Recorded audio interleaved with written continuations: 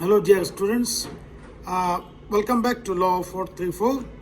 Uh, the last consultation class, we discussed a lot of issues, and also we discussed in the last classes, we discussed heads of income, and we discussed up to income from other sources. Now, today I'll discuss another issue that is called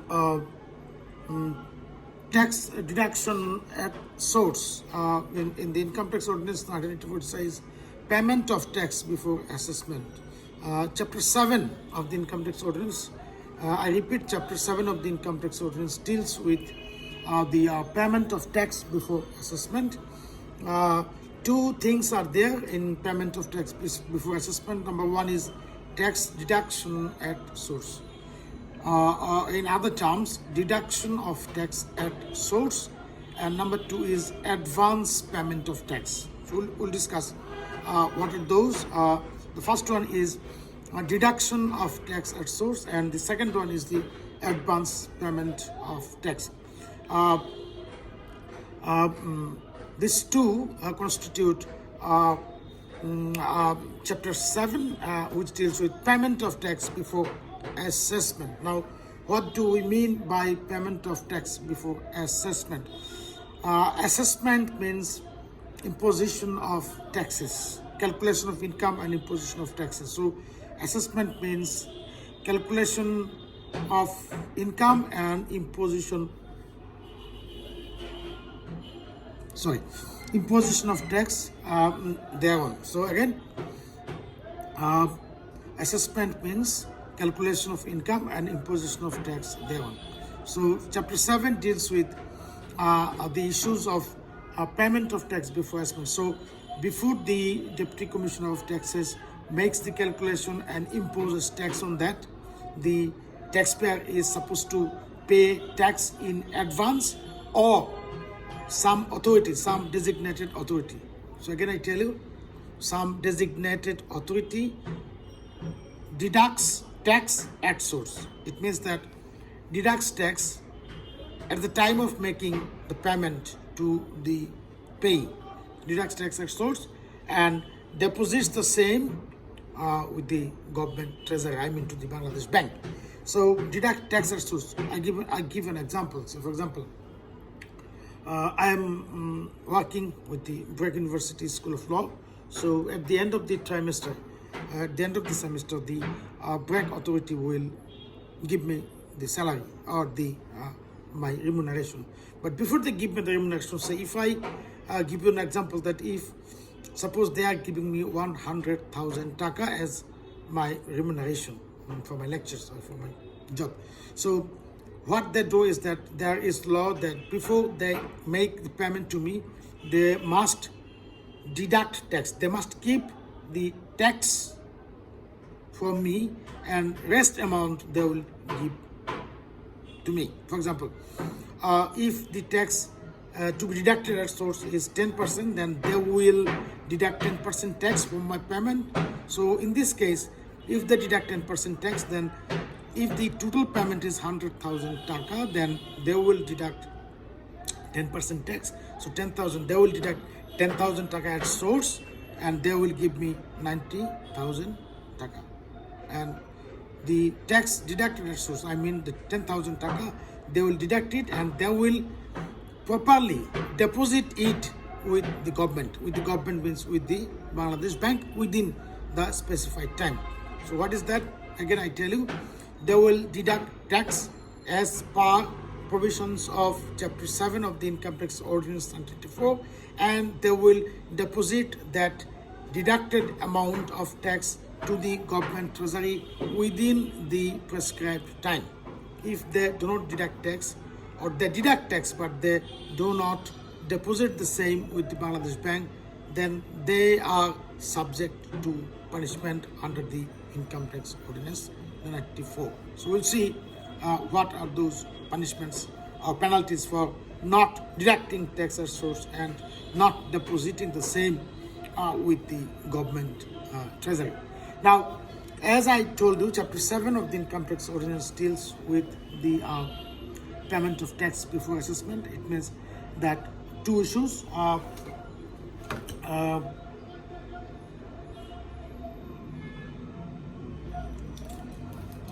payment of tax before spent, it means that uh,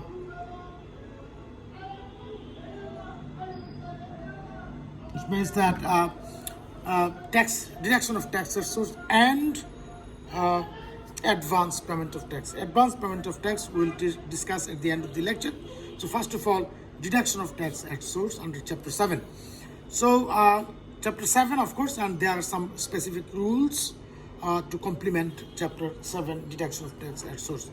Now, first of all, we'll discuss section 48 of the income tax ordinance. Section 48 says deduction at source and advance payment of tax. It says, notwithstanding that regular assessment in respect of any income is to be made later in any assessment year, and without prejudice to the charge and recovery of tax under this ordinance after such assessment, the tax on income shall be payable by deduction or collection at source or by way of advance payment in accordance with the provisions of this chapter. So, section 48. So, which section deals with the tax deduction at source and advance payment of tax? That is section 48. Section 48 clearly tells you that despite the regular assessment, then the law makes the provision for collection of tax, collection or deduction of tax at source and advance payment of tax. So please go through section 48 of the income tax ordinance. Now, what are the income that are subject to deduction of tax at source? It means that what are the income, what are the items that are subject to deduction of tax at source? For example, I am getting salary, so my salary is subject to deduction of tax at source. If the contractor works as a contractor and he gets a bill, that is subject to deduction of tax at source. If a supplier supplies something, then that is subject to deduction of tax at source. If someone does something, a technical person gives technical assistance, then his income, he gets fees, his income is subject to deduction at source. So section 49 of the income tax ordinance gives a long list. So I repeat, section 49 of the income tax ordinance says income subject to deduction at source. So section 49 contains a long list around 55 to 60 items that are subject to deduction of tax at source. So you are not supposed to memorize all the items. So we'll, for our purpose, for our exam purpose, we'll discuss some of the items that are considered important and that are subject to deduction of tax at source. So let's discuss. Let's first mention some items. For example, it says that section 49 again, income subject to deduction at source. Tax payable under this ordinance shall be deducted. So it says that shall be deducted. Please note the term used in this. Tax payable under this ordinance shall be deducted or collected at source in respect of the following income, namely income classifiable under the salary. So number one is the salary. So there is provision that before you make a payment of salary to the salaried person, to the employee, then you must deduct tax at source. Next it says income classifiable under the head interest on securities. You know that interest on securities is one of the heads of income. Income derived on account of supply of goods, execution of contracts or services rendered. Income derived by the importers on account of import of goods. If someone imports goods, then that is subject to deduction of tax at source. Then it comes income derived on account of indenting commission, income derived on account of winnings from lottery, crossword puzzles, as referred to in section 19, subsection 13, that is considered as income from other source, that is subject to deduction of tax at source. Any income chargeable under the ordinance which is paid or payable to a non-resident. So this is important, non-resident. If you make a payment to a person who is a non-resident in Bangladesh, then you have to deduct tax from this payment as per provisions of chapter 7, section 50, section 49, because Section 49 makes the provision that when you make payment to a non-resident, you have to deduct tax at source. That is a mandatory one. So we'll be discussing the relevant section that deals with deduction of tax at source from payment made to a non-resident. By now, you know who is a non-resident and who is a resident, as we discussed in the consultation class. Next item is income classifiable under the head income from house property. Income from house property is one of the heads of income. Income derived on account of export of manpower.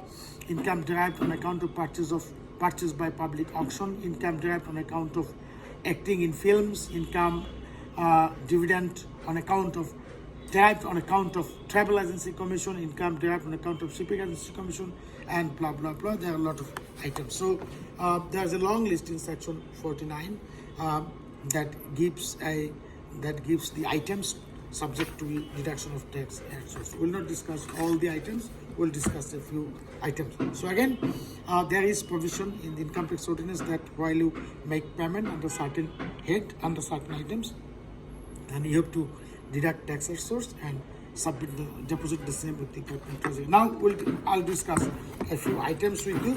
For example, the first one is section 50, deduction at source from salary. This is important for you, please note and go through this one. Section 50 of the income tax ordinance, deduction of tax from salaries. Deduction of tax from salaries. So it says the person responsible for making any payment which constitutes income of the payee classifiable under the head salaries shall, so there again shall, at the time of making such payment, deduct tax on the amounts payable at a rate representing the average of the rates applicable to the estimated total income of the payee under that head. So it says that section 50 says that if you make a payment on account of salary to any employee, then you have to deduct tax from that payment. So at what rate you will deduct tax? You will deduct tax at average rate. You will deduct tax at average rate. Now, what is the average rate? First of all, you will find out the total tax liability of that person, of that salaried person. So first of all, you find out or you calculate the total tax liability, then divide that tax liability by 12. So and every month you deduct tax from that person what comes in a month. So that is the average tax rates. If you don't understand at this moment in the consultation class, please ask me, drop me some lines. I'll try to clarify the position. Average rate. So average rate is basically what is owed, that should be divided by 12, and every month a certain amount should be deducted. So that's the average rate, that is from salary. Not more from salary. Now we'll go to section 52. Section 52 is another important section. It says deduction from payment to contractors. Deduction from payment to contractors. So you know, contractor who builds something, makes any supply, etc., etc., etc., etc. So it says section 52 says a deduction from payment to contractors, etc. It says where any payment is to be made by a specified person to a resident on account of, so it says the resident. So if the payment is made by a specified person to a non-resident, to a resident on account of execution of contract other than a contract providing or rendering a service mentioned in other section of chapter 7, supply of goods, manufacture, process or conversion, printing, packaging or binding, the person responsible for making the payment shall, at the time of making such payment, deduct tax at such rate not exceeding 10% of the base amount as may be prescribed. Not exceeding 10% of the base amount as may be prescribed. So section 52 says that while you make a payment to a contractor or a supplier or printing, packaging or binding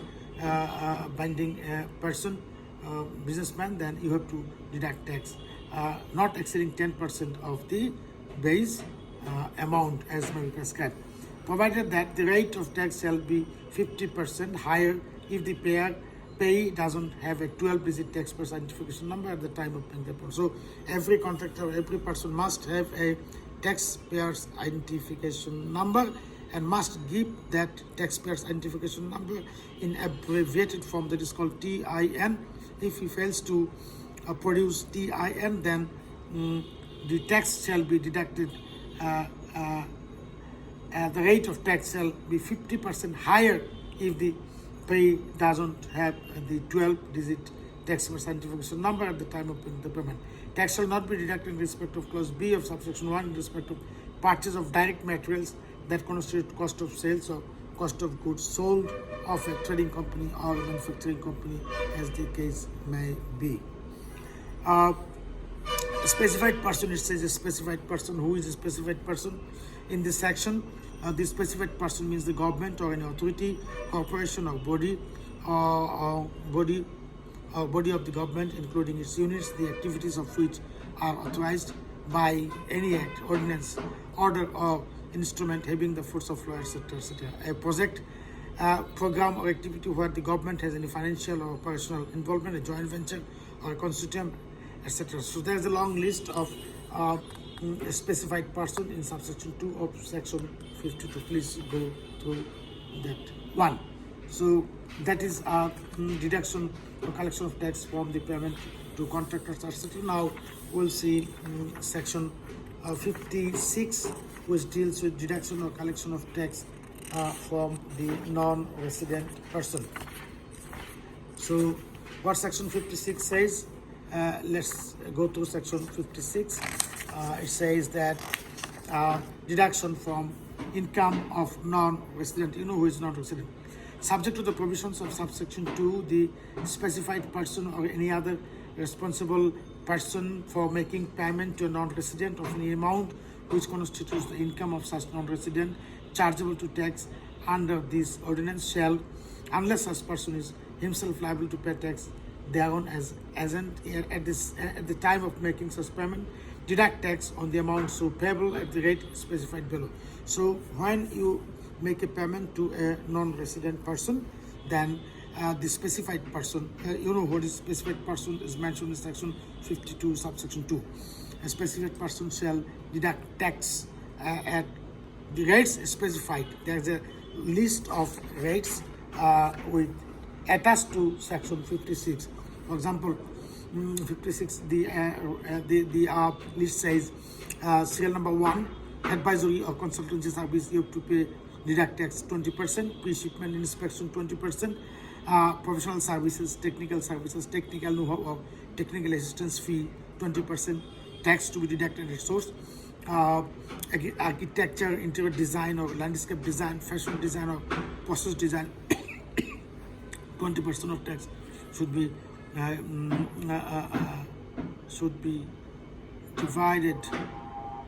deducted at source. Supplier 7.5%, capital gain 15%, insurance premium. So there is a long list in the list in the schedule that in the payment rate schedule. When you make a payment to the non-resident person, then you have to deduct tax on the basis of the nature of the service rendered by the non-resident, and as according to the rate as mentioned in section 56 of the income tax ordinance 1984.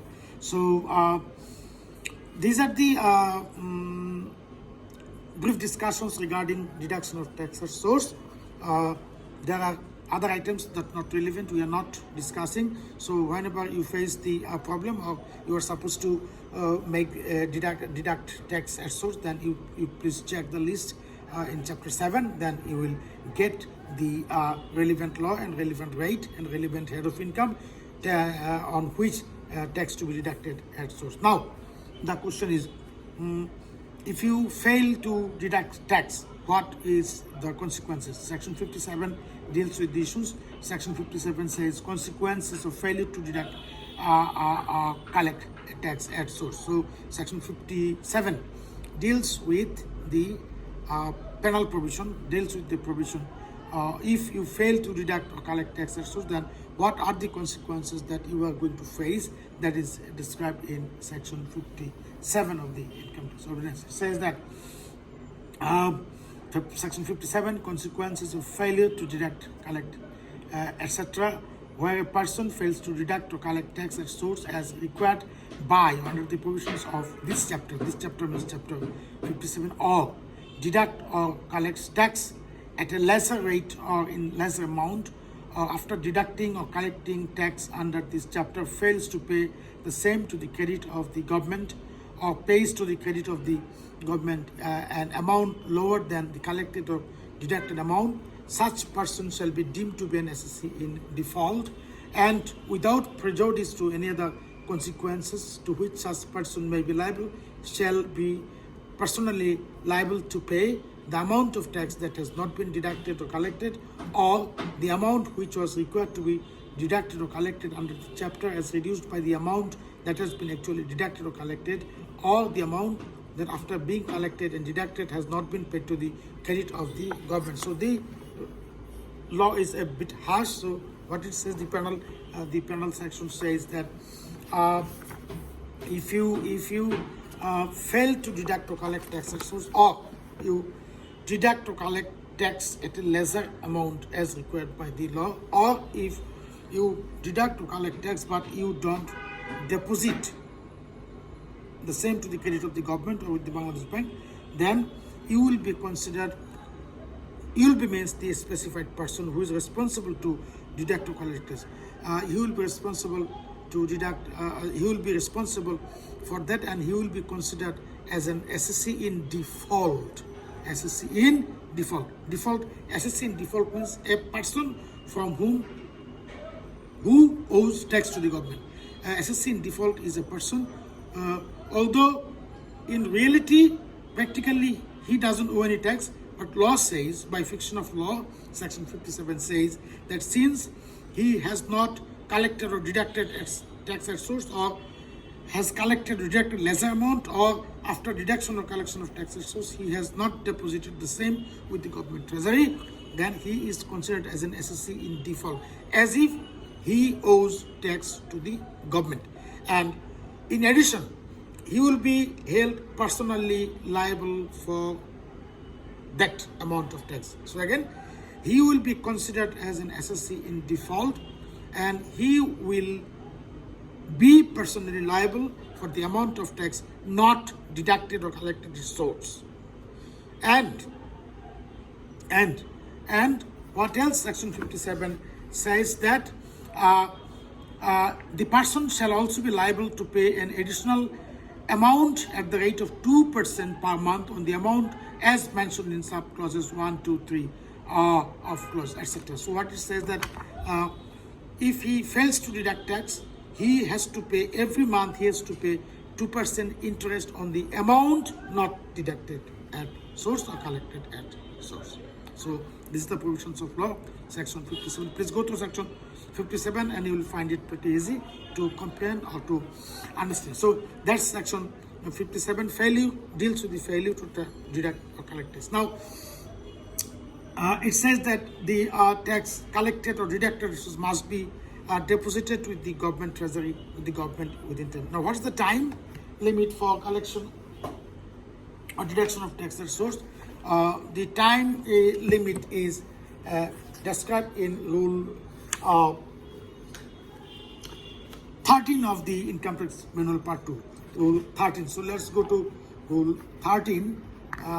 As I told you will find that rule, income tax rule. If you go to NBR website, then you will find Income Tax Manual Part 2, IT Manual Part 2, and you can download and read it.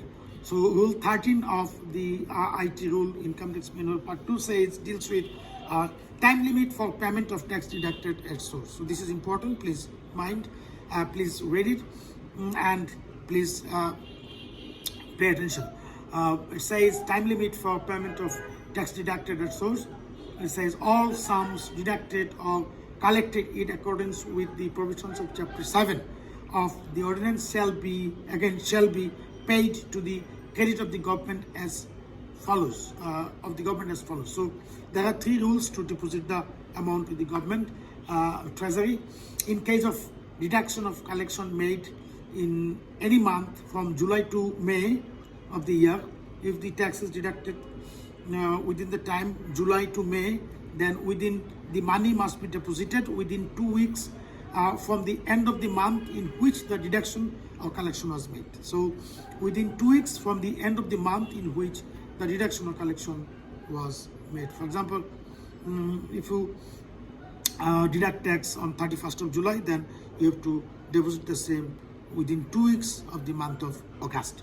So number 2 says, in case of deduction or collection of made in any day from the first day to 20th day of June of that year, the month of June, first day of June to 20th of June, says that if you deduct tax, then it must be deposited to the government treasury within 7 days from the date in which the deduction or collection was made. So within 7 days. And number 3, in case of deduction or collection made in any other dates of the month of June of a year, the next following day in which the deduction or collection was made. So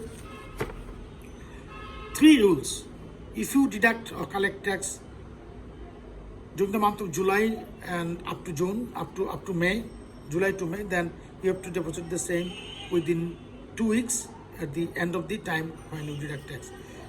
From 1st June to 20th June, within 1 week. From 20th June to 30th June, then 21st June to 20th June, 30th June, you must deposit that tax to the government treasury. Treasury, it says that the next following day. It means that if you deduct today, then you have to deposit the next day. That's the government rule for deduction or collection of tax at source. Please note that deduction or collection of tax source is very important, because most of the revenue, most of the income tax is being collected from tax at source, because it is a sort of forced tax that you have to pay. You have to mandatorily or forcefully deduct, give tax, because the paying authority specified persons they deduct tax at source from while making the payment. There is no other alternative. So that's the main source of income tax in any country. That's why OECD, Organization of Economic Development and Cooperation, the OECD says that income tax, deduction of tax at source is the cornerstone of income tax collection. So here we end the income tax deduction of tax collected at source. So this is important. This is important for exam purpose as well. So you have to be very careful about that. Please go to chapter 7, section 48, section 49, section 50, section 52, section 56, section 57, rule 13, and also you have to go rule 16. Rule 16 says deduction of tax from payment to contractors. So if you remember, in section 52 we discussed deduction or collection of tax from the payment to make contractors, etc. So at what rate? You will find the rate in rule 16 of the IT manual part 2. It says that deduction of tax from payment to contractors, etc. The rate of deduction of income tax under section 52 shall be the following: where base amount doesn't exceed taka 15 lakhs 2%, where base amount exceeds taka 15 lakhs but doesn't exceed 25 lakhs 3%, where base amount exceeds taka 25 lakh but doesn't exceed taka 1 crore, then it is 4%. So you will find the long list here. So the rate is again progressive rate. As the payment progresses, the rate of tax to be deducted increases. It's like progressive rate. More you earn, more you pay. The progressive tax rate, which is being followed in our country, in Bangladesh, in case of imposition of tax or collection of tax from by the income tax department. So by saying so, here we finish the first part of chapter 7, that is tax deduction or collection of tax at source. In the second video, this is the first video of lecture 4, if I am not wrong, lecture 4, video number 1. I'll be coming back shortly with video number 2, class 4, with again chapter 7, and I'll be discussing payment of tax, payment of before assessment, and part 2, that is advance payment of tax. Until then, take care. I'm coming back soon. Thank you.